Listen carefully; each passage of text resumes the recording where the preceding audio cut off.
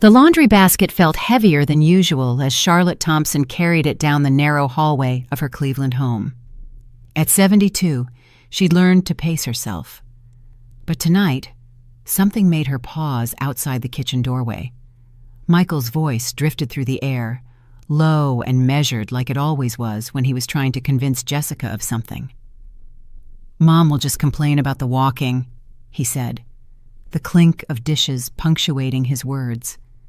"And honestly, the kids need a real vacation without having to worry about Grandma's medications and early bedtimes." Charlotte's fingers tightened on the plastic handles. Through the crack in the door, she could see Jessica nodding, her blonde hair catching the overhead light as she sliced strawberries for tomorrow's breakfast. "I know you feel guilty, Mike, but she'd slow us down on every excursion," Jessica added, her voice carrying that efficient tone she used at her marketing job. "The Caribbean cruise is supposed to be our family time. Just us." Charlotte had been folding Emma's pajamas when the words hit. She froze, hands mid-fold like she'd stepped into a cold wind. The cruise, the one they'd planned 3 weeks ago over Sunday dinner. Voices bright with excitement as they pulled up pictures of the ship on Michael's laptop, the one where she'd immediately offered to pay her share and been told, "Don't worry about it, Mom. Just having you there is enough." "You know how she is," Jessica continued, her knife working rhythmically through the fruit. "She'll want a rest during the shore excursions. And frankly, it'll just make everything more complicated with the kids." Michael's response was barely audible, a soft, "mm-hmm," that sounded like agreement wrapped in resignation. Charlotte felt something cold settle in her chest. She'd already paid the $500 deposit for the balcony cabin 3 weeks ago, had even started a Pinterest board of cruise outfits she'd never had occasion to wear. "Besides," Jessica went on, "she's perfectly happy at home with her routine, church on Sundays, her garden, that book club she never stops talking about. She doesn't really need a vacation." Charlotte backed away from the door, the laundry basket suddenly feeling like dead weight in her arms. She climbed the stairs to her bedroom, each step measured and quiet. In the 20 years since Michael had married Jessica, Charlotte had learned to make herself small, useful, unobtrusive. She babysat Emma and Jake every Tuesday and Thursday without fail. She brought homemade casseroles when Jessica worked late. She never complained when family dinners got rescheduled or when holidays were split between households. She'd been the spare chair at their table, the extra hand when someone got sick. Always available, rarely consulted. That night, after everyone had gone home and the house settled into its familiar quiet, Charlotte sat at her kitchen table with her checkbook and a glass of wine she hadn't touched in months. The cruise reservation confirmation lay on the counter next to her reading glasses, the Royal Caribbean logo cheerful and blue. She stared at the numbers for a long time. 18 months since Robert's death. 18 months of learning to fill days that had once revolved around doctor's appointments and medication schedules. The life insurance money sat in her savings account, mostly untouched except for the new roof and the property taxes. $180,000 more money than she'd ever had at one time. What was the point of saving it if she never lived at 11:15 p.m.? Charlotte picked up the phone and dialed the customer service number, printed at the bottom of her reservation. The voice that answered was bright and professional, tinged with what sounded like a southern accent. "Royal Caribbean. This is Amanda. How can I help you tonight?" "Yes. I'd like to make a change to my reservation," Charlotte said, surprised by how steady her voice sounded. "Confirmation number RC847392. The clicking of keyboard keys filled the brief silence. "I see here you have a balcony cabin on the Voyager of the Seas, departing Miami in 12 days. What would you like to change?" Charlotte took a breath. "I'd like to upgrade. What's the most private suite you have available?" Another pause. "Well, we have several suite categories. Our grand suites offer significantly more space, private balconies, and priority boarding. The Royal Suite includes butler service and exclusive dining access." "What about the most expensive one?" Charlotte heard herself asking. That would be our owner suite on deck 12. It includes a master bedroom, separate living area, private hot tub on the balcony, and a dedicated concierge.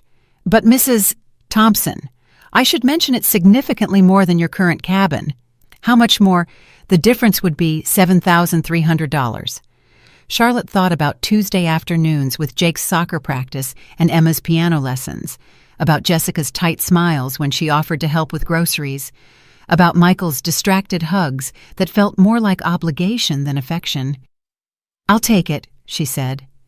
The silence stretched longer this time. "Ma'am, are you sure I want to make certain you understand the price difference?"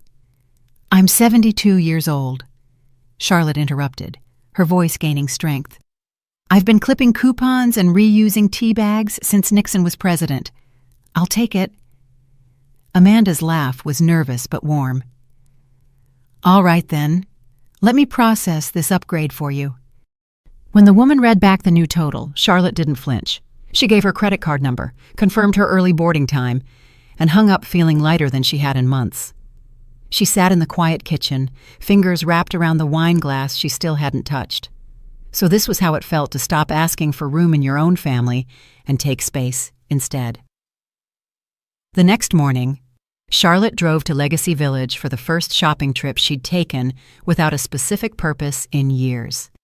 At Nordstrom, she chose a navy cocktail dress with sleeves that moved like water when she walked. At Chico's, she found flowing pants and silk blouses in colors she'd forgotten she liked. The swimsuit took longer. She hadn't worn one since Robert's illness, but the sales associate helped her find a one-piece in deep purple that made her feel elegant rather than exposed. At the salon, Marie cut 4 inches off Charlotte's gray hair and showed her how to style it with soft waves instead of the tight perm she'd worn for 15 years. The manicurist painted her nails a subtle pink that caught the light. "You look like you're going somewhere special," Marie commented, working the blow-dryer through Charlotte's hair. "A cruise," Charlotte said, and realized it was the first time she'd said it out loud with genuine excitement. The most challenging purchase was the smartphone. At the Verizon store, a patient young man named David taught her how to take photos, use the camera, and download apps for room service and restaurant reservations. "My grandkids will die when they see me with this." Charlotte laughed, turning the sleek device over in her hands. "Where are you cruising to?" David asked, transferring her contacts from her old flip phone. "The Caribbean? 10 days?" "Solo." Charlotte paused. "Solo," she confirmed, and the word felt like a small victory. That evening, she called the spa on the ship and booked a massage for day 3. She reserved a private ballroom dance lesson for day 5. She researched the shore excursions she wanted to take alone, the ones that involved walking and adventure, and no concern for anyone else's comfort level. For the first time in years, Charlotte Thompson was planning a vacation for herself. Port Miami hummed with the controlled chaos of embarkation day. Charlotte arrived at 10 a.m., 2 hours before Michael's family was scheduled to board. The priority boarding line moved quickly, and soon she was standing before a young man in a crisp white uniform who checked her boarding pass with a smile that reached his eyes. "Suite 12A, Mrs. Thompson. Welcome aboard the Voyager of the Seas." The suite took her breath away. Floor-to-ceiling windows opened onto a private balcony large enough for a table and chairs. The bedroom was larger than her entire first apartment, with a king bed and marble bathroom that sparkled under recessed lighting. Fresh orchids sat on the coffee table next to a bottle of champagne and a welcome note from Captain Williams. Marcus, her dedicated concierge, knocked within minutes of her arrival.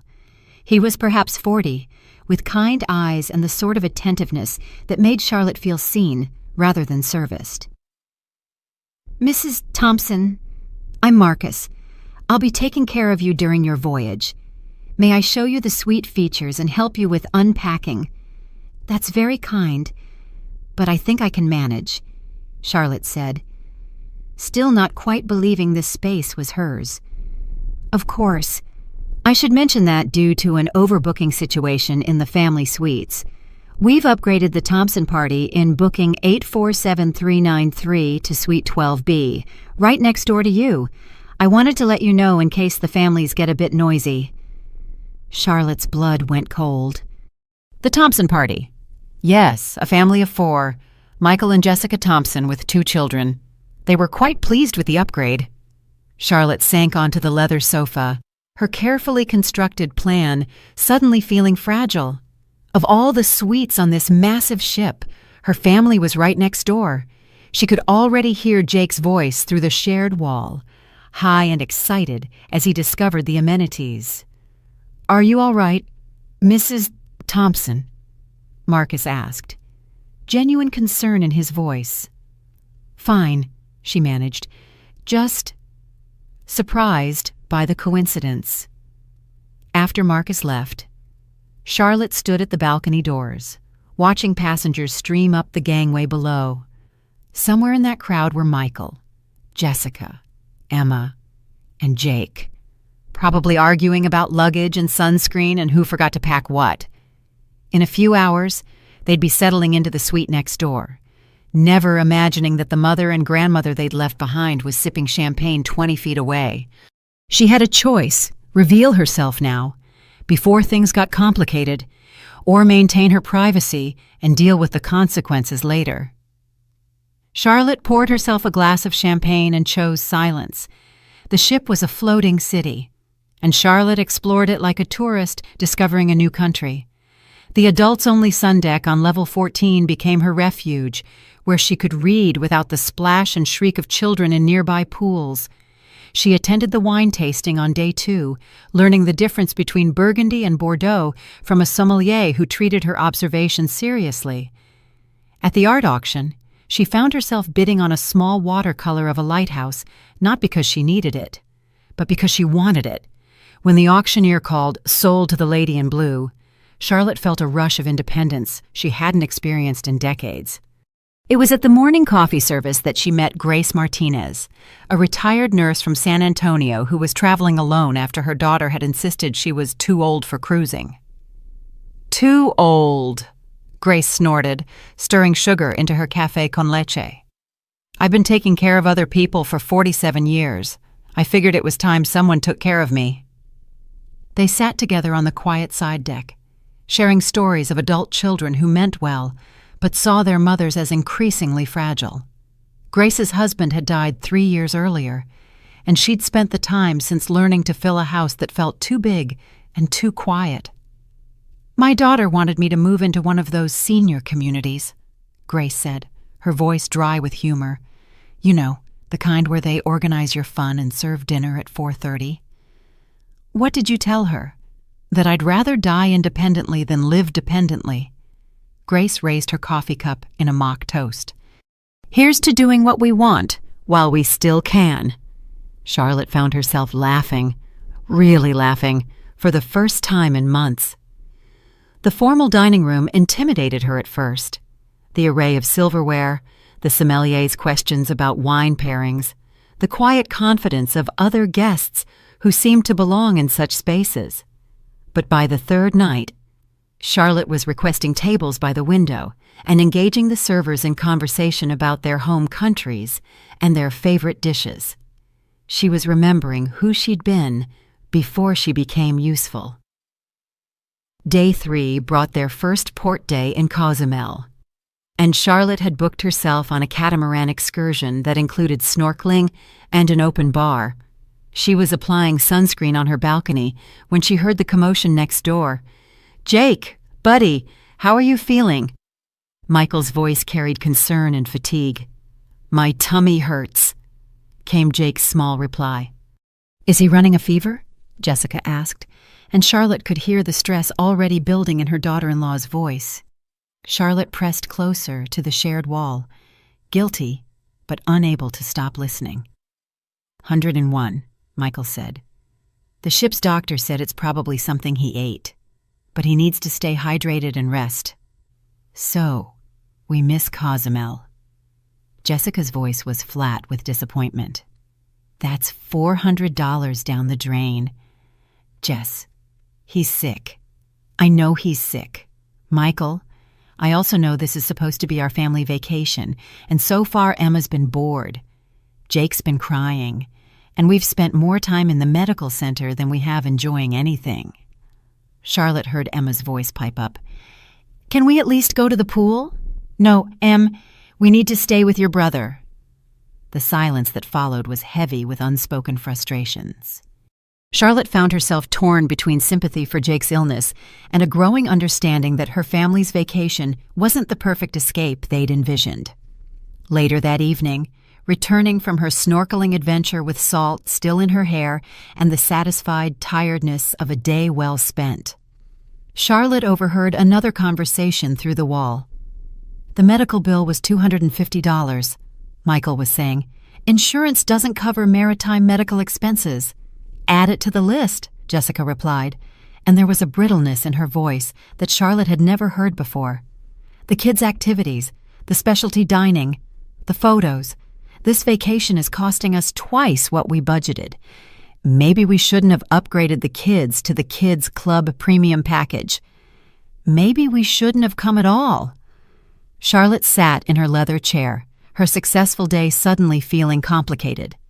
She'd spent the afternoon snorkeling in crystal-clear water, drinking rum punches, and feeling gloriously, selfishly free.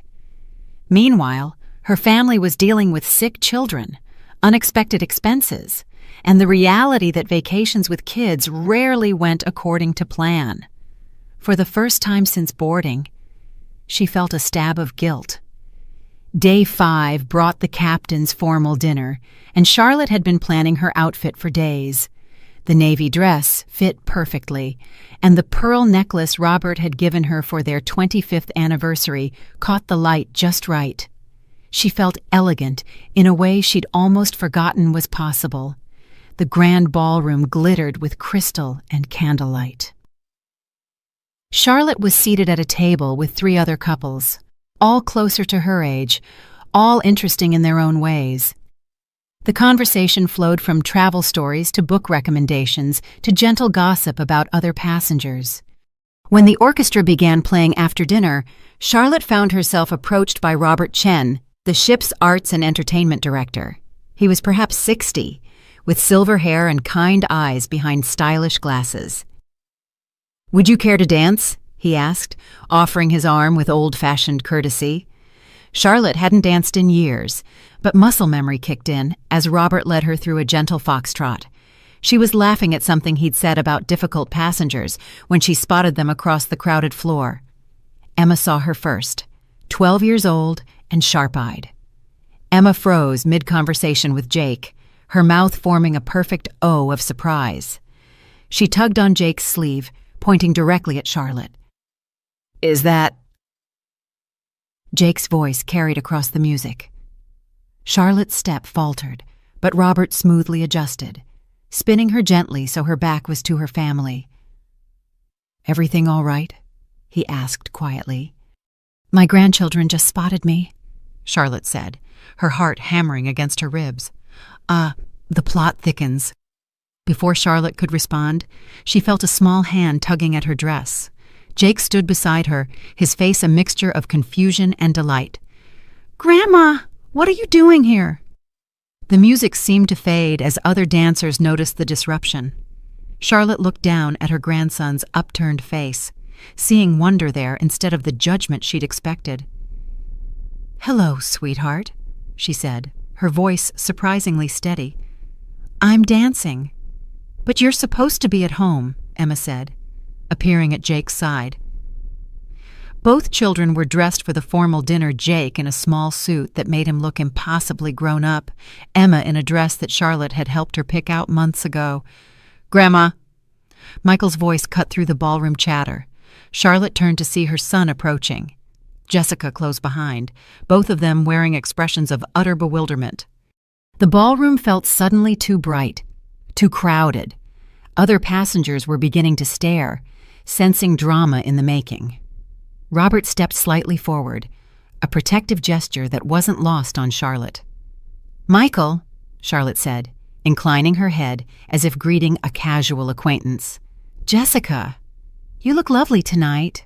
"Mom, how are you even here?" Michael's voice was tight with confusion and something that might have been anger.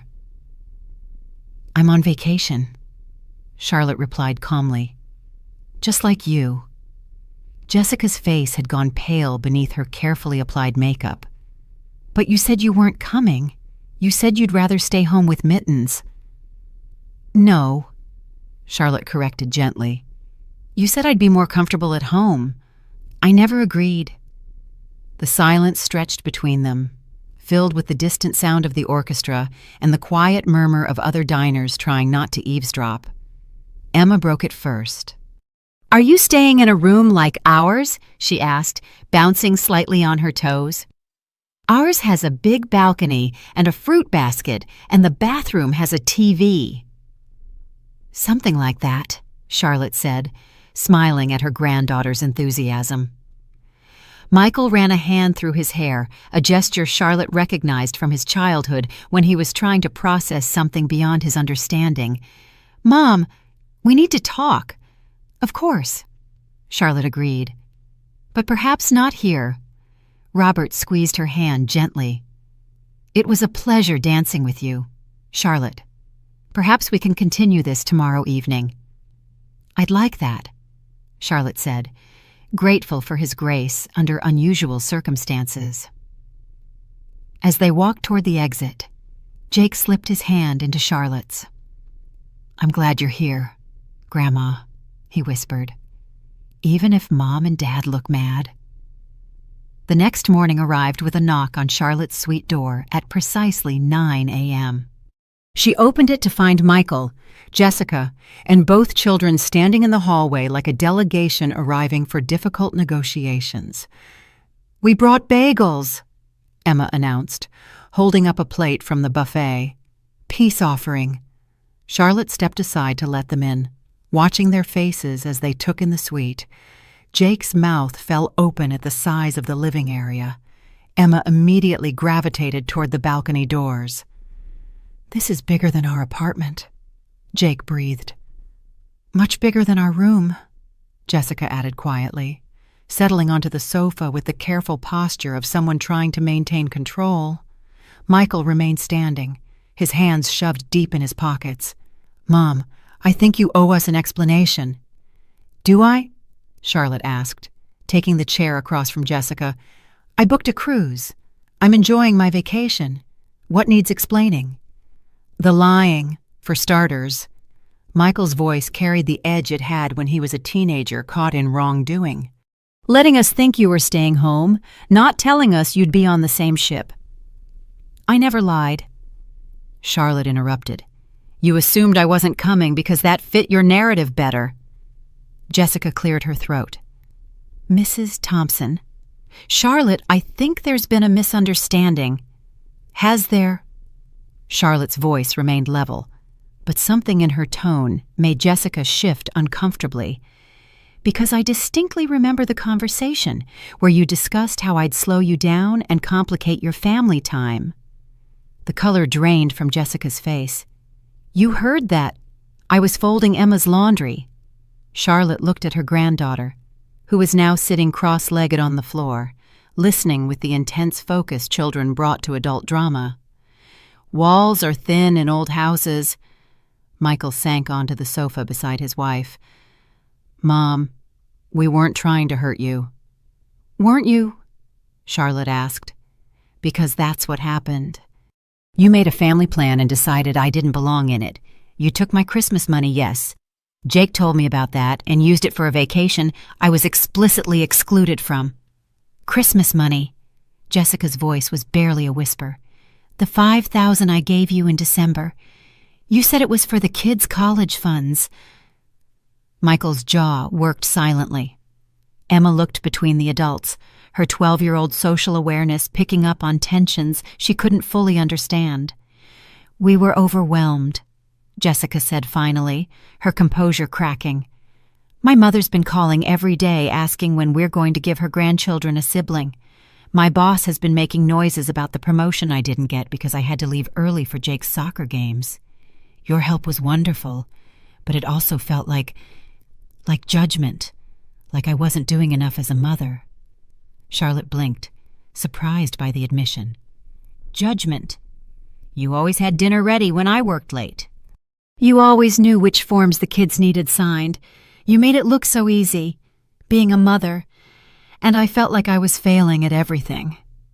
The suite fell quiet except for the distant sound of the ocean and the ship's engines. Charlotte looked at Jessica, really looked at her, and saw exhaustion in the younger woman's eyes, stress in the tight line of her shoulders. "I was trying to help," Charlotte said softly. "I know." Jessica's voice broke slightly. "And we needed the help. But it also made me feel incompetent, like my own mother-in-law was better at raising my children than I was." Michael reached for Jessica's hand. "We've been in counseling," he said quietly. "Trying to figure out how to balance everything, work, the kids, money, our marriage, and honestly, having you there all the time made it harder to have difficult conversations." Charlotte felt something shift in her chest, not quite forgiveness, but understanding. "So you thought a vacation without me would fix things?" "We thought it would give us space to reconnect as a family," Michael said. "But we also thought you'd be happier staying home, in your routine." "My routine," Charlotte repeated. "Church, garden, book club, the life of an elderly woman who should be grateful for whatever scraps of inclusion she gets." The words hung in the air, harsh but not untrue. Emma spoke into the silence. "Grandma, do you like your room better than ours?" Charlotte smiled at her granddaughter's ability to cut through adult complexity. "I like having space that's mine, space where I can decide what to do and when to do it. Like having your own apartment." Something like that. Jake, who had been unusually quiet, spoke up. "Are you mad at us?" Charlotte looked at her grandson, 9 years old, and trying to understand why the adults in his life were saying hurtful things to each other. "No, buddy, I'm not mad. I'm just learning how to take care of myself." The next 2 days passed in a careful dance of proximity and distance. Charlotte continued her planned activities, the cooking class, the art workshop, her private dance lesson with Robert, while occasionally joining her family for meals or pool time. The interactions felt awkward, like actors learning new roles without a script. At the poolside barbecue on day 7, Charlotte watched Michael struggle to apply sunscreen to a squirming Jake, while Jessica tried to negotiate with Emma about appropriate swimwear. The family dynamics she'd once seamlessly managed were now fully exposed in their messy reality. "You can help, you know," Jessica said during a particularly challenging moment when Jake was crying about the sunscreen getting in his eyes and Emma was declaring the only acceptable swimsuit was in the dirty laundry. "Can I?" Charlotte asked. "Yesterday you told me you felt judged by my help." Jessica's laugh was humorless. "Yesterday I was defensive. Today I'm drowning." Charlotte helped Jake with his sunscreen, while Jessica dealt with Emma's wardrobe crisis. The old patterns reasserted themselves easily Charlotte's steady hands, her calm voice redirecting children's attention, her ability to solve small problems before they became large ones. "See," Jessica said, when both kids were finally settled with their pool activities, "you make it look so easy." 47 years of practice," Charlotte replied. "You've had 12? That evening, Charlotte invited her family to dinner in the suite. Marcus arranged for room service. Nothing fancy, just pasta and salad that could accommodate Jake's picky eating and Emma's newfound vegetarianism. It was during dessert that the real conversation finally happened. "I lost the promotion," Jessica said suddenly, setting down her spoon. "In March. They gave it to Brad, who's 28 and has no kids." Michael looked surprised. "You didn't tell me that." "Because you were dealing with the layoffs at your company, and I didn't want to add more stress." Jessica's voice was matter-of-fact. but Charlotte could hear the hurt underneath. "I've been pretending everything was fine while watching my career stall because I have to leave for parent-teacher conferences and soccer games." "Why didn't you ask for more help?" Charlotte asked gently. "Because asking for help felt like admitting I couldn't handle it, and you were already doing so much." Jessica looked directly at Charlotte for the first time all evening. "I know this sounds terrible, but sometimes I resented how good you were at everything. How the kids lit up when you walked in the room. How you could get Jake to eat vegetables and Emma to practice piano without any arguments." Charlotte felt a familiar ache in her chest. "I had advantages you don't have. Jess, I wasn't working 60 hours a week. I wasn't trying to manage a career and a marriage and children all at once." "But you made it look effortless when I feel like I'm failing at everything." Michael set down his wine glass. "And I made it worse by expecting you to handle everything the way Mom did. Instead of figuring out how to help more, I just let you struggle." The honesty was painful and necessary. Charlotte looked around the table at her family, her accomplished son, who'd inherited his father's tendency to avoid difficult emotions, her daughter-in-law, who was drowning in expectations, her grandchildren, who were navigating the tension without understanding its source. "The Christmas money," Charlotte said finally. "It was meant for the kids' college funds." Michael's face flushed. "We were going to put it back. We had some unexpected expenses. Jessica's car needed major repairs. And Jake had to go to urgent care twice for his asthma, and we thought one vacation wouldn't matter. But it did matter, because you used my gift to pay for a vacation I wasn't invited to." And the silence that followed was different from the earlier ones, less defensive, more contemplative. "We screwed up," Michael said finally. "All of us, in different ways." Charlotte nodded. "We did, and now we need to figure out what comes next." Day 8 dawned with the kind of Caribbean clarity that made the ocean look like liquid sapphire. Charlotte stood on her private balcony, sipping coffee that Marcus had delivered, along with fresh croissants and a handwritten note about the day's shore excursion to Chakaben. "Advanced difficulty level," the note read. "Significant walking and climbing required. Are you certain about this choice, Mrs. Thompson?" Charlotte smiled. Even Marcus, with all his professional discretion, couldn't quite hide his concern about a 72-year-old woman tackling Mayan ruins. She'd booked the most challenging excursion available, 8 hours, including a bus ride through jungle roads, a guided walk through ancient ruins, and the option to climb the main pyramid. It was exactly the sort of activity her family had assumed she couldn't handle. Through the wall, she could hear the muffled sounds of her family's morning routine.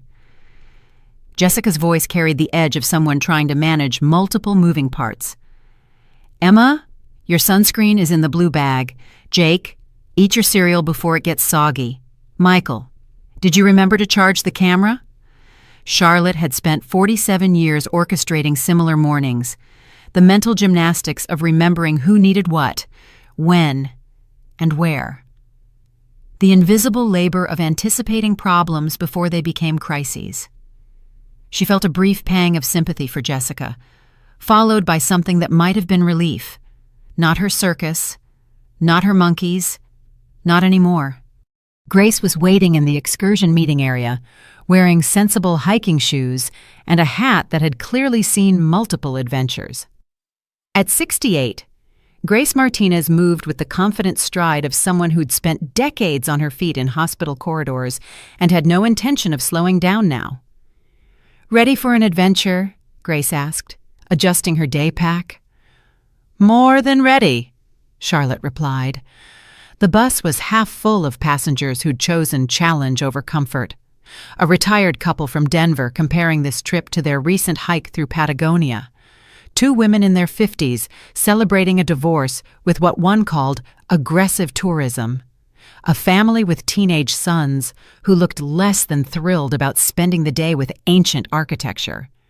As the bus wound through increasingly dense jungle, Charlotte felt something loosening in her chest.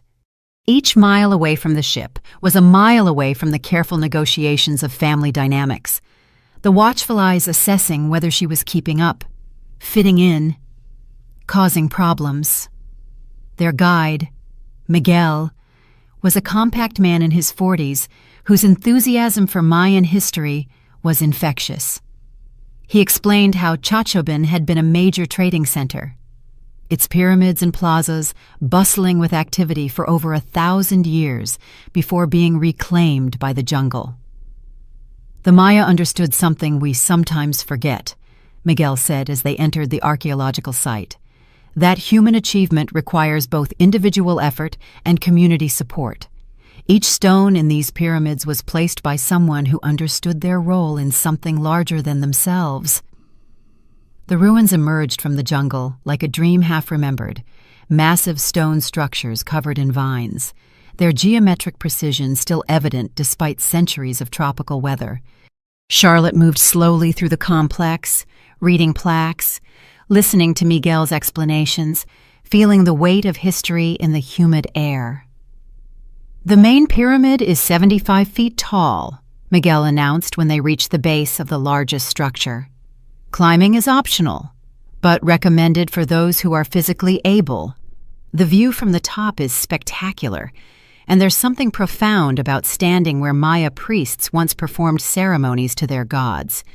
Charlotte looked up at the steep stone steps, worn smooth by weather and countless feet. The climb looked daunting even for someone half her age. Several passengers had already decided to explore the lower levels instead. Grace appeared beside her. "What do you think?" "I think," Charlotte said slowly, "that I've spent too many years letting other people decide what I'm capable of. Including yourself." Charlotte considered this. "Especially myself," she started climbing. The first 20 steps were manageable, muscle memory from years of Midwest staircases serving her well. But by the 40th step, her knees were protesting and her breathing had become labored. The Texas couple passed her with polite nods, moving with the easy rhythm of people accustomed to physical challenges. Charlotte paused, hands braced on her knees, debating whether pride was worth the potential embarrassment of not being able to finish what she'd started. "Take your time," Grace called from behind her. "The pyramid isn't going anywhere." That was the thing about Grace. She offered support without making it feel like pity. Charlotte straightened up and continued climbing. At step 60, she had to stop again. Her heart was pounding, and sweat had soaked through her shirt despite the jungle shade. Below her, other members of their group were exploring the plaza, their voices floating up like distant music. "You okay up there?" Miguel called, genuine concern in his voice. "Fine," Charlotte called back, though she wasn't entirely sure that was true. She thought about Michael's face when he'd discovered her on the ship shock, giving way to something that looked like fear. Fear that his mother was becoming unpredictable, unmanageable. Fear that she might embarrass herself, and by extension, embarrass him.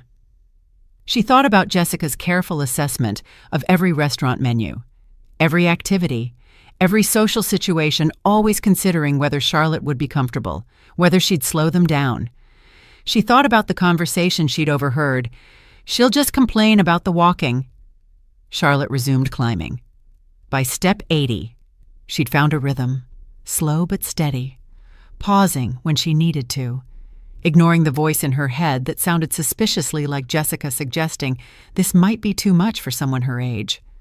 Grace was climbing behind her, offering occasional words of encouragement, but mostly just presence. The kind of companionship that didn't require management or explanation. At step 95, Charlotte could see the top platform. 5 more steps. 4, 3, 2, 1. She stood on the summit of the pyramid, 75 feet above the jungle floor, breathing hard but triumphant. The view was everything Miguel had promised, endless green canopies stretching to the horizon, ancient plazas laid out below like a master architect's dream, the sense of standing in a place where history had been made. Grace joined her moments later, settling onto the stone platform with a satisfied sigh. "How do you feel?" Grace asked. "Proud," Charlotte said, surprising herself with the honesty. "Capable. Like, maybe I'm not as fragile as everyone thinks." "Including you."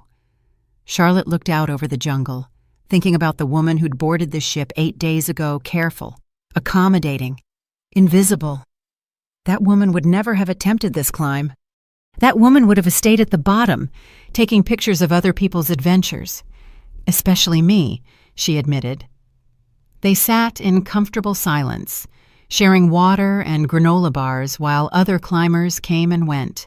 Charlotte felt something shifting inside her, not just physical achievement, but a deeper recognition of her own agency. She'd chosen this challenge. She'd completed it.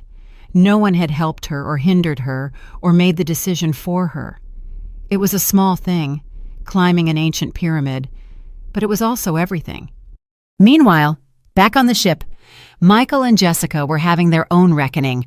Without Charlotte's steady presence to smooth over their differences, they were forced to confront patterns that had been building for years. They'd started the morning with their usual vacation routine, Jessica managing logistics, while Michael handled the kids' entertainment needs. But by mid-morning, both children were restless and cranky, the ship's activities feeling forced and artificial. "I want to do something fun," Emma announced from her position sprawled across the suite sofa.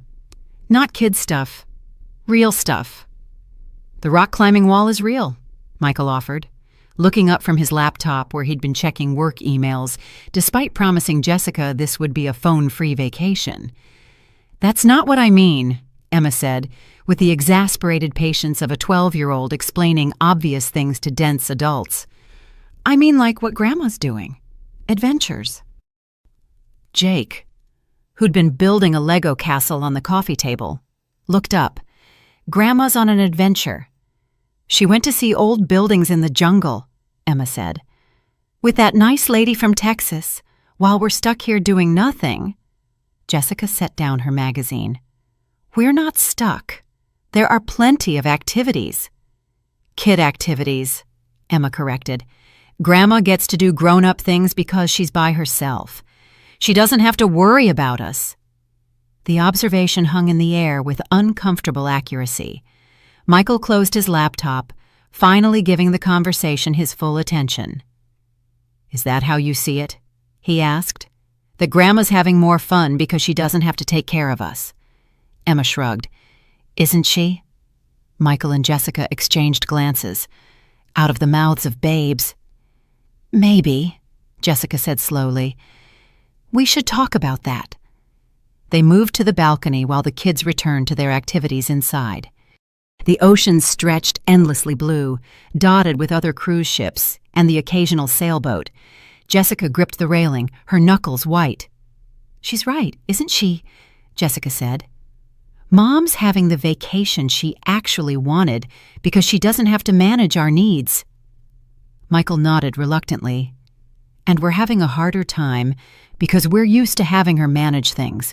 We should be handling ourselves." "When did that happen? When did we start treating your mother like unpaid household staff?"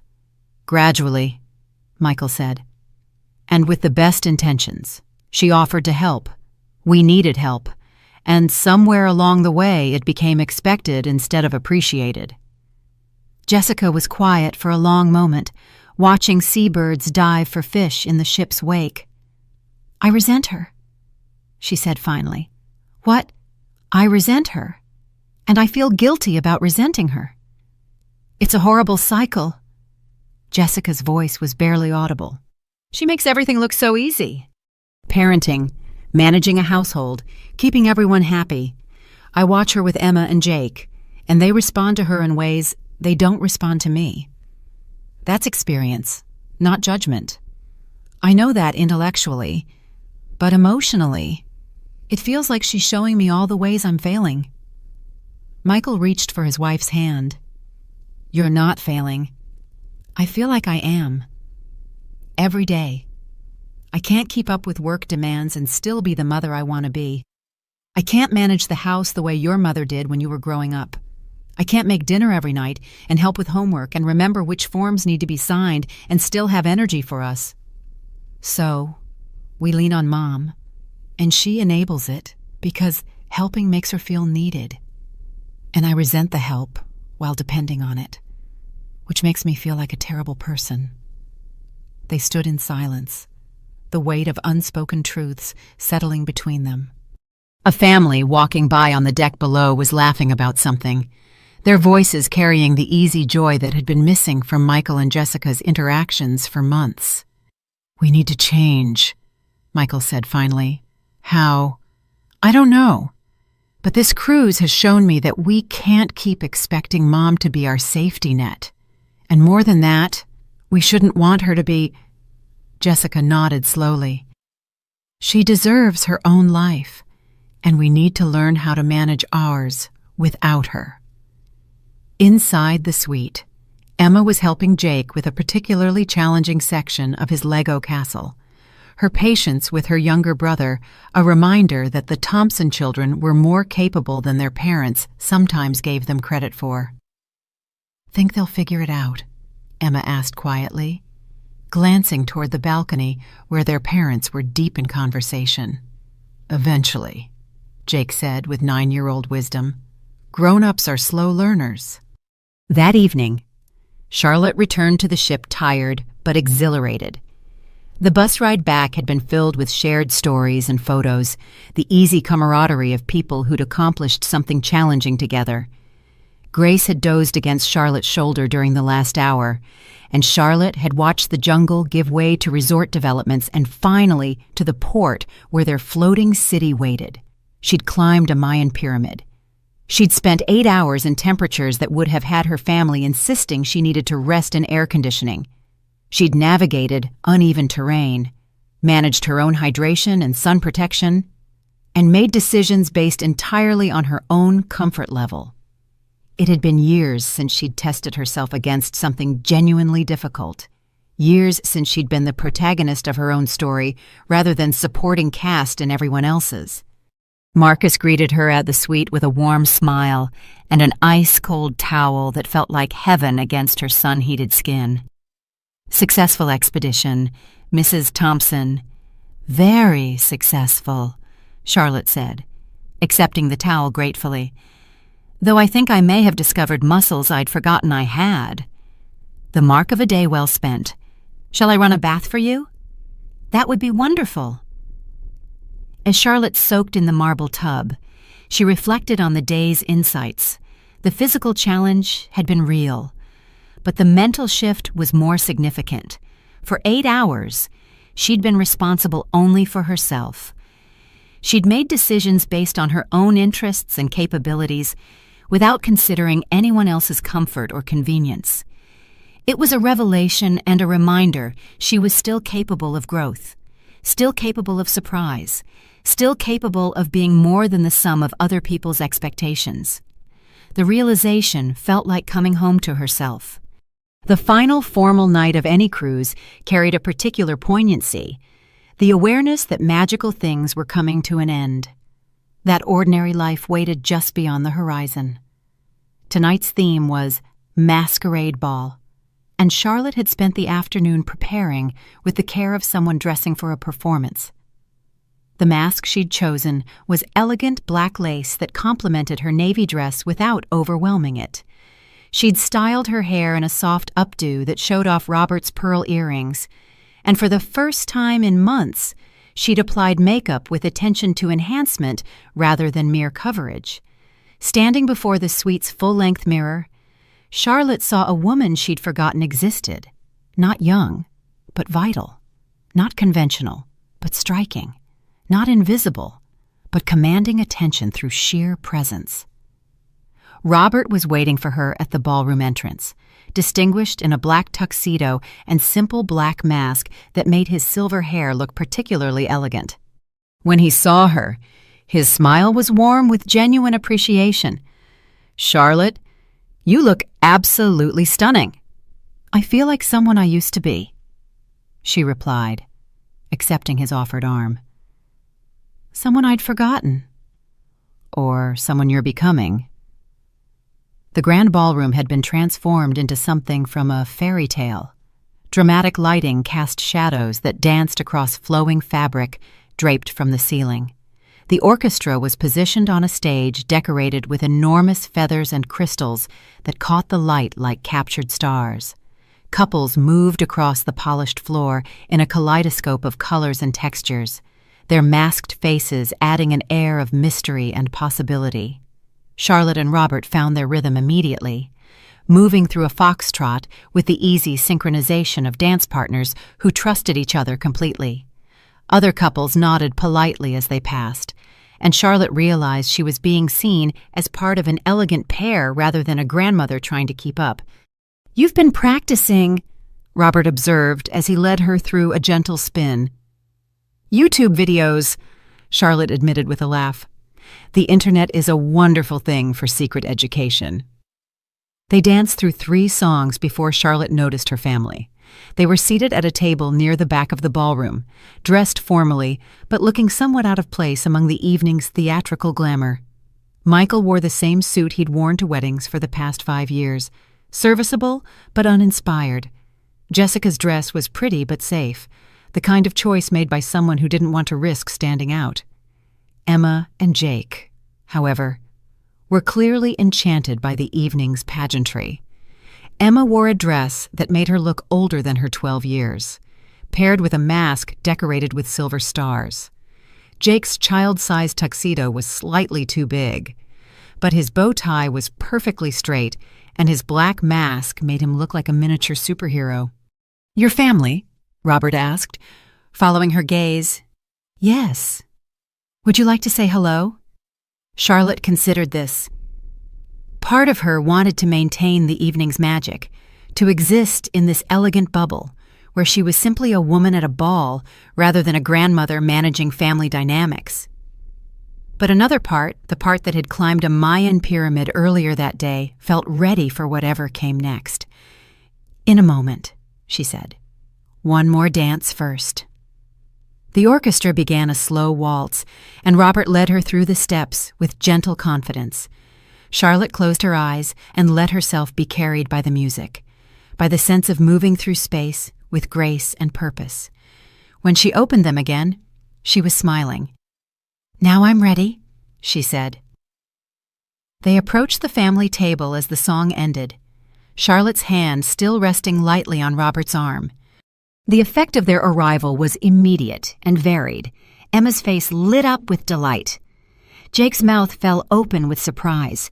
Michael looked uncomfortable, and Jessica appeared to be calculating something behind her carefully applied makeup.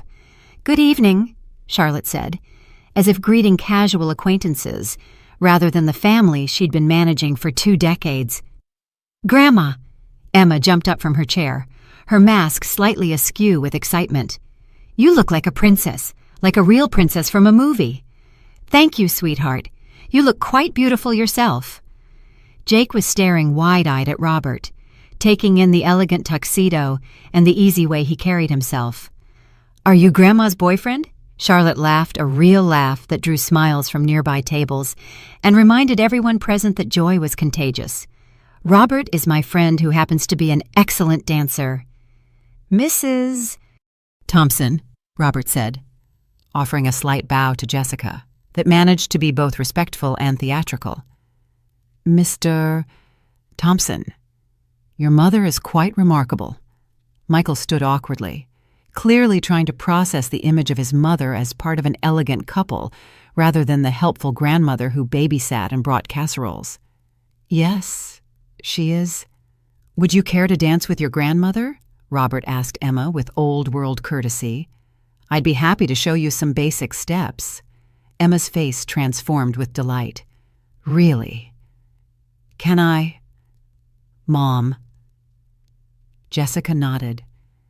And soon Charlotte found herself on the dance floor with her granddaughter, showing her how to follow the music and trust her partner to lead. Emma was a natural, moving with the unconscious grace of youth and absorbing Charlotte's gentle instruction with focused attention. "This is so much better than the kids' club dance," Emma said, as Charlotte helped her through a simple turn. "Those were baby dances." "This is a grown-up dance," Charlotte agreed, "but you're handling it beautifully." When Jake appeared at Charlotte's elbow asking for his turn, she found herself sandwiched between both grandchildren, all three of them laughing as Jake tried to lead, while Emma insisted on adding spins to every step. The pure joy on their faces reminded Charlotte why she'd fallen in love with being a grandmother in the first place, not the daily management, but these moments of shared wonder. From across the dance floor, she could see Michael and Jessica watching with expressions she couldn't quite read. Not happiness exactly, but something like recognition, as if they were seeing her clearly for the first time in years, not as an extension of their needs, but as a person with her own desires and capabilities. "You're different, Grandma," Emma observed as they swayed to a slower song. "You seem bigger somehow." "Bigger how?" Emma paused, searching for words with the seriousness of someone trying to articulate something important. "Like you take up more space, not in a bad way, in a good way. Like you belong here." Charlotte felt tears prick her eyes. "Thank you, sweetheart. That might be the nicest thing anyone's ever said to me." "It's true, though. You look like you belong in fancy places." When the song ended, they returned to the table where Robert was engaged in conversation with Michael about the ship's art collection. Jessica was listening with the polite attention of someone trying to assess a situation she didn't fully understand. "Thank you for dancing with them," Jessica said as Charlotte settled into the empty chair beside her. "They'll remember this forever." "I hope so," Charlotte replied. "They're wonderful children. Jess, you should be proud." "I am, most of the time." Jessica's voice carried a weariness that Charlotte recognized from her own early years of parenting.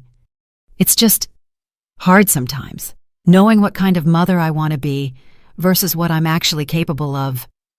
Charlotte looked at her daughter-in-law, really looked at her, and saw exhaustion beneath the carefully applied makeup, stress in the tight line of her shoulders, the constant mental calculation of someone trying to keep too many balls in the air.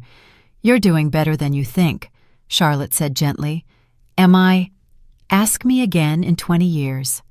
Charlotte said with a small smile. "That's when you'll really know." The evening continued with Charlotte moving between family time and her own enjoyment, dancing with Robert, sharing dessert with the children, engaging in polite conversation with Michael and Jessica. But she noticed something different in these interactions, a sense of choice rather than obligation, of visiting rather than serving. When Jake fell asleep against her shoulder during the orchestra's final set, Charlotte stroked his hair and felt the familiar tug of grandmotherly love. But she also felt something new, the knowledge that this love could exist without sacrifice of self, that caring for family didn't require disappearing into their needs. "He's grown so much," she murmured to Jessica. "They both have. Sometimes I look at them and can't believe how fast it's happening." "Enjoy it," Charlotte said. "Even the difficult parts, especially the difficult parts.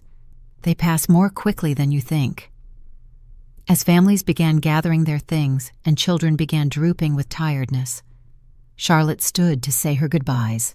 The hugs were real this time, not perfunctory or rushed, but the kind that acknowledged both love and change. "Will you have breakfast with us tomorrow?" Emma asked, fighting sleep but unwilling to let the evening end. "I'd like that," Charlotte said, "but probably not early. I'm thinking room service around 9. Michael looked surprised. "Room service. I've gotten accustomed to eating at my own pace," Charlotte replied evenly. "But you're welcome to join me if you'd like." The invitation was genuine, but came with an implicit boundary she would eat breakfast in her suite, on her schedule, and they could participate if it worked for them. The subtle shift in dynamic wasn't lost on anyone present. "We'll see you at 9, Jessica said, and Charlotte heard something like respect in her voice. The final morning of any cruise carried the melancholy weight of endings. Charlotte woke to the sound of engines slowing as the ship approached Port Miami. And she knew that by afternoon she'd be back in Cleveland, back to a house that would feel too big and too quiet after 10 days of ocean and space and possibility. But first, breakfast, and the conversation that couldn't be avoided any longer.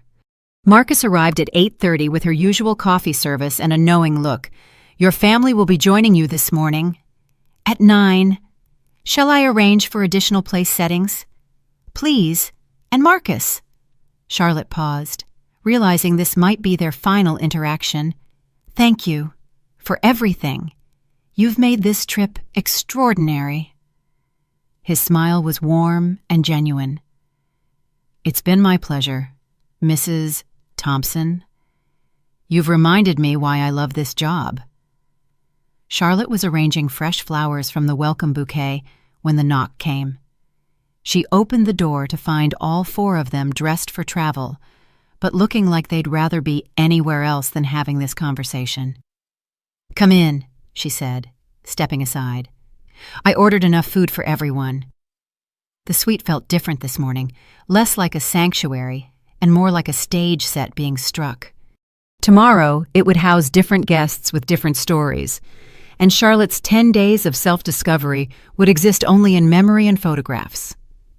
They arranged themselves around the dining table with the careful politeness of people preparing for difficult negotiations. Charlotte poured coffee and offered pastries with the calm efficiency of someone who'd spent decades managing family gatherings. "We've been talking," Michael began, then stopped. He ran his hand through his hair, that familiar gesture of stress that Charlotte recognized from his childhood. "Actually, we've been fighting, and then talking, and then fighting some more." "That sounds about right," Charlotte said, settling into her chair with her coffee. Emma looked up from her croissant. "We weren't fighting about you, Grandma. We were fighting about us." "Emma," Jessica warned. "It's true, though," Jake added with 9-year-old directness. "You were mad at Dad for working too much, and Dad was mad at you for being mad, and then you both got sad about Grandma having her own vacation." Charlotte looked at her grandchildren with new appreciation for their ability to cut through adult complexity and identify the essential truths. "What else have you been discussing?" she asked. Jessica cleared her throat. "How things need to change. How we need to change. I'm going to look into part-time work options," Jessica continued, her voice gaining strength. "Or maybe freelance consulting. Something that gives me more flexibility, but doesn't require me to lean on you so heavily for daily support. And I'm going to take over more of the daily stuff with the kids," Michael added. "School pickup, homework supervision, weekend activities. I've been treating Jessica like a single parent while I focus on work." These were good intentions, Charlotte thought, but she'd heard good intentions before. The road to family dysfunction was paved with promises to do better, try harder, communicate more. "What about me?" she asked quietly. The question hung in the air like smoke. Jessica shifted in her seat. Michael stared into his coffee cup. Emma and Jake looked between the adults with the alert attention of children who sensed that something important was being decided. "What do you want?" Jessica asked finally. Charlotte had been preparing for this moment since the day she'd overheard their conversation in her kitchen. She'd rehearsed various versions in her head, angry speeches about respect, guilt-inducing monologues about sacrifice, dramatic declarations about independence. But sitting here in this elegant suite, surrounded by her family's genuinely worried faces, she found herself speaking simply and honestly. "I want to sell the house," she said, watching their expressions change. "It's too big for one person, and Cleveland winters are getting harder on my joints. I want to move somewhere warmer." Michael's coffee cup clattered against its saucer. "Move where?" "I've been researching active adult communities in Florida, places where I can make new friends, take classes, maybe learn to paint watercolors or speak Spanish." "But what about us?" Emma's voice was small, genuinely distressed. "What about Sunday dinners and helping with homework and coming to my soccer games?" Charlotte's heart ached at the pain in her granddaughter's voice, but she also felt something like relief that the conversation was finally happening. Sweetheart, you can visit me. We can video call every week. I can come back for truly important things, birthdays, graduations, Emma's first date. But not every week, Jake said, understanding dawning on his face. Not every Tuesday and Thursday. No, buddy, not every week. The silence that followed was heavy with the weight of change.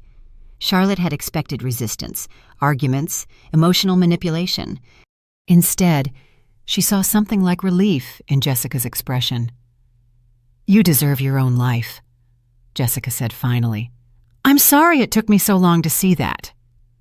Michael nodded slowly, though his face showed the strain of someone trying to process information that challenged fundamental assumptions. "When were you planning to do this?" "I've already called a realtor. She's coming next Tuesday to assess the house." Another silence, this one tinged with shock. "You've really thought this through," Michael said. "I've had 10 days to think about what I want the rest of my life to look like," Charlotte replied. "And I want it to look like choice. Daily choice about how I spend my time and energy." "Will you really stay in touch?" Emma asked. Tears threatening. "Promise." "Of course I will, but it will be different. I'll be your grandmother who lives in Florida and sends you postcards and teaches you how to paddleboard when you visit. Not your grandmother who's always available to solve problems." "That actually sounds kind of cool," Jake admitted. They talked for another hour about logistics, about holidays, about how to maintain family connection across distance.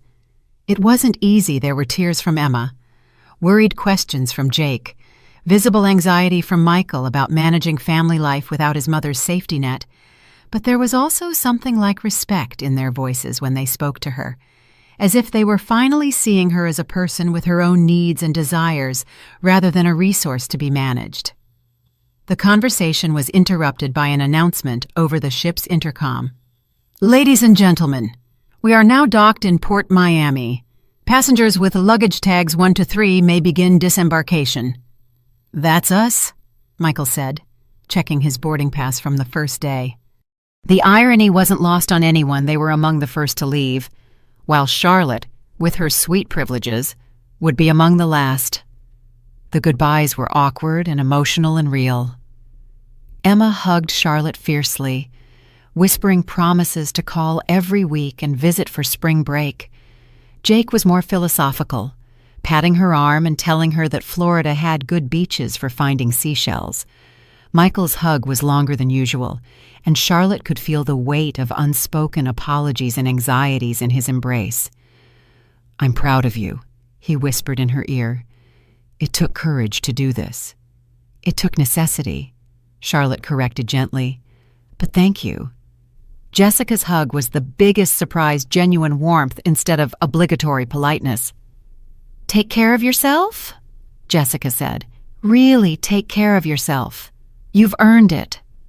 After they left, Charlotte stood alone in the suite that had been her sanctuary for 10 days. Tomorrow, she would return to Cleveland, to the house that felt too big, to the routine that no longer fit. But she would also return as someone different, someone who had remembered what it felt like to choose her own adventures. She stepped out onto the balcony one last time, watching other families navigate the chaos of disembarkation below. Somewhere in that crowd were Michael, Jessica, Emma, and Jake, beginning their journey back to ordinary life with new understanding of who they were as a family unit. Charlotte felt no regret about the choices she'd made, no second thoughts about the changes she was setting in motion. For the first time in years, she was moving toward something rather than away from it. She was moving toward herself. Charlotte's new apartment in Sarasota looked nothing like her old house in Cleveland. The walls were painted soft yellow instead of beige. The furniture was smaller, more modern, chosen for her taste rather than family gatherings. The kitchen table seated 4 instead of 8, and she'd used it exactly twice for entertaining. She liked the quiet. From her balcony, she could see the community pool where she'd started teaching water aerobics to other residents. Tuesdays and Thursdays at 10 a.m., a group of 8 women who called themselves the Aqua Angels and gossiped about their adult children with the fond exasperation of mothers who'd finally learned to set boundaries. Grace had moved to a similar community outside San Antonio, and they talked every Sunday morning over coffee, comparing notes on their new lives and sharing photos of their adventures. Last month, Grace had taken a pottery class. Charlotte had signed up for intermediate Spanish and discovered she had an aptitude for languages. The watercolor classes had led to a small studio space in the community center where Charlotte painted landscapes and still lifes with surprising competence. Robert Chen had visited twice. Their friendship had deepened into something that might become romance, though neither of them was in a hurry to define it. "You look different," he'd observed during his last visit, finding her in the studio working on a painting of the lighthouse she'd bought at the ship's auction. "How so?" "Present, like you're fully inhabiting your life instead of managing everyone else's." The phone calls with her family came every other Sunday now. Emma and Jake took turns telling her about school, friends, and the new babysitter Jessica had hired for after-school care. The sitter was 23 and energetic and nothing like Charlotte, which seemed to suit everyone fine. Michael's voice carried less stress these days. He'd taken over most of the children's weekend activities and discovered he actually enjoyed coaching Jake's soccer team. Jessica had found freelance work that paid well and allowed her to be home when the kids got out of school. "We're managing," Jessica reported during their last call. "It's messier than when you were here to smooth everything over, but we're figuring it out. And how's your marriage?" A pause. "Better, I think. We're talking more. Fighting more, too. But about real things, instead of letting resentment build up." Charlotte had sent Christmas presents instead of cooking Christmas dinner. She'd mailed birthday cards instead of attending birthday parties. When Emma's middle school had its spring musical, Charlotte watched the live stream from her apartment and sent flowers that arrived during intermission. It wasn't the grandmother role she'd expected to play, but it felt more honest. The hardest part was Jake's asthma attack in March. The call had come at midnight. Michael's voice tight with controlled panic as he explained the ambulance, the emergency room, the overnight observation. Every instinct Charlotte had developed over 20 years of grandmotherhood screamed at her to get on a plane immediately. Instead, she stayed on the phone while Jessica handled the medical decisions and Michael managed Emma's fears. She offered comfort from 1,000 miles away and discovered that sometimes love meant trusting other people to handle crises without her intervention. Jake recovered fully. The family managed without her, and Charlotte learned that she could care deeply without being indispensable. On a Tuesday morning in late spring, Charlotte sat on her balcony with coffee and the newspaper, planning her day, water aerobics at 10, lunch with her neighbor Margaret, Spanish class at 3, in the evening. She might call Robert or read the mystery novel she'd borrowed from the community library. Small plans, self-directed plans, plans that didn't require anyone else's approval or accommodation. The newspaper had a small article about cruise ship safety regulations, and Charlotte found herself remembering the feeling of that first morning in the grand suite, the spaciousness, the quiet, the revolutionary act of claiming space for herself. She'd learned something important on that ship, that love didn't require sacrifice of self, and that being a good mother and grandmother didn't mean disappearing into other people's needs. Her phone buzzed with a text from Emma. "Grandma, I made varsity soccer. Can't wait to tell you all about it on Sunday." Charlotte smiled and typed back, "Congratulations, sweetheart. I'm so proud of you." Then she put the phone away and returned to her newspaper, to her coffee, to her deliberately chosen life. The sun was warm on her shoulders, and she had nowhere else she needed to be. At 72, Charlotte Thompson was finally learning how to be fully herself. And it turned out that was enough, more than enough. It was everything. Epilogue. 1 year later. The Christmas card from Michael's family showed all 4 of them on a beach somewhere, tanned and smiling. Emma had grown another inch and lost her braces. Jake's smile showed the gap where his front teeth used to be. Michael and Jessica looked relaxed in a way Charlotte hadn't seen in years. Merry Christmas from Florida. The card read, "Visiting Grandma Charlotte in her new home. Thanks for teaching us how to vacation as a family." Charlotte propped the card on her kitchen counter next to the others' friends from her water aerobics class, neighbors from the community, Grace's grandchildren in Texas, a collection of lives that intersected with hers by choice rather than obligation. The visit had gone well. 3 days of beaches and restaurants, and the kind of relaxed time that was possible when everyone knew the boundaries. Charlotte had shown them her studio, her paintings, her new life. The children had been impressed by the pool and charmed by her neighbor's parrot. Michael and Jessica had seemed genuinely happy for her. But they had also seemed relieved when it was time to go home to their own lives, their own rhythms, their own way of being a family. Charlotte finished her morning coffee and checked her calendar. Painting class at 10, followed by lunch with Robert, who was in town for the week. Tomorrow she was driving to Tampa to visit a museum exhibition she'd read about. Next week, she was flying to San Antonio to spend New Year's with Grace. Small adventures, chosen adventures. A life measured in her own preferences rather than other people's needs. Outside her window, the Florida sun painted everything in shades of gold and possibility. Charlotte Thompson was 73 years old, and she was just getting started.